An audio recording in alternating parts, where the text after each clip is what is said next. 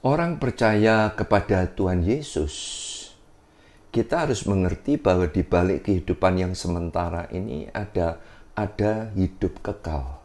Nah, jadi itu sebabnya hidup saudara dan saya jangan sampai kita itu lupa, ya kita mengabaikan hidup kekal. Hidup kekal itu hidup yang nyata. Hidup yang harus menjadi tujuan orang-orang yang percaya kepada Tuhan Yesus, bukan kepada hidup yang sementara. Hidup kekal itu bukan hanya nanti ketika saudara dan saya di surga. Ternyata saya meneliti bahwa hidup kekal itu sekarang. Yaitu apa? Saat saudara dan saya mau terima Yesus sebagai Tuhan dan Juru Selamat, sebenarnya kita itu sudah memulai kehidupan kita dengan hidup kekal di bumi. Alkitab katakan begini di dalam Yohanes 5 ayat 24, Aku berkata kepadamu, sesungguhnya barang siapa mendengar perkataanku, kata Tuhan Yesus, dan percaya kepada Dia, yaitu Bapa Surgawi, yang mengutus aku, kata Tuhan Yesus, ia mempunyai hidup kekal dan tidak turut dihukum, sebab ia sudah pindah dari dalam maut ke dalam hidup. Nah, jadi dari ayat ini ternyata hidup kekal itu bukan sekedar saat kita nanti ketika kita itu di surga, bukan.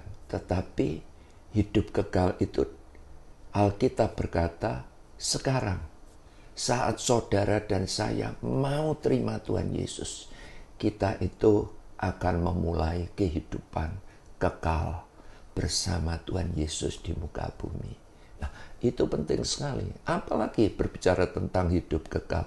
Berbicara tentang hidup kekal, ya itu bukan hanya nanti ketika saudara di surga saja, tetapi sekarang saat saudara dan saya, kita yang telah terima Tuhan Yesus, kita mau belajar mengenal Yesus lebih dalam lagi. Nah, itu penting saudara.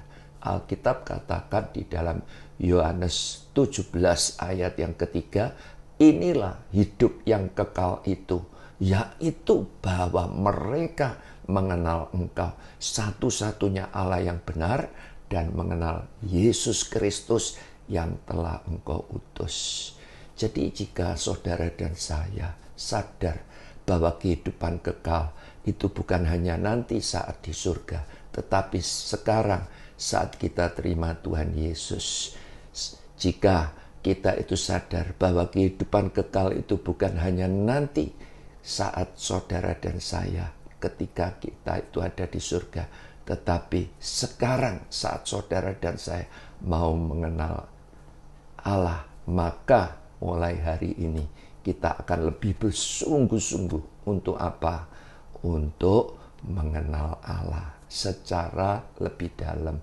Sehingga apa? Sehingga hidup saudara dan saya diubahkan seperti Tuhan Yesus. Di sanalah kita akan mengalami kebahagiaan yang luar biasa.